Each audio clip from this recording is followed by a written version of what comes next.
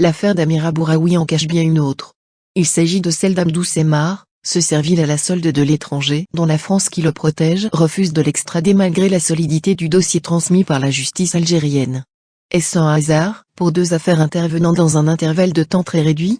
Si l'affaire d'Amira Bouraoui a eu le mérite de lever le voile sur la véritable opération d'ingérence menée par la France, dont les nombreuses intrusions officielles, informelles et derrière le rideau dans les affaires algéro-algériennes lors du Irak de 2019 font foi, elle nous rappelle un certain Abdou Semmar qui, depuis sa fuite du pays en 2019, a trompé les siens pour prendre le parti du pays qui le protège malgré le bien fondé du dossier judiciaire soumis par la justice algérienne à l'encontre de cet individu.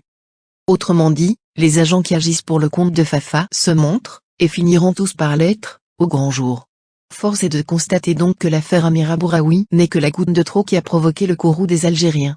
En effet, selon certains proches des autorités françaises, l'affaire de l'exfiltration d'Amira Bouraoui, une ressortissante algérienne en liberté provisoire vis-à-vis de la justice algérienne, intervient quelques jours après une autre affaire et qui n'est pas des moins subversives. Il s'agit de l'affaire d'extradition d'Abdou Semmar, qui a été condamné par la justice de son pays à la perpétuité et qui plus est recherché par Interpol en raison du mandat d'arrêt international émis à son encontre.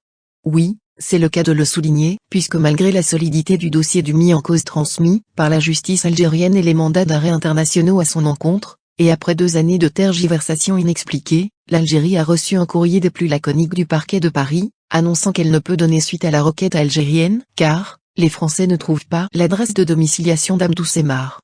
De la pure fumisterie.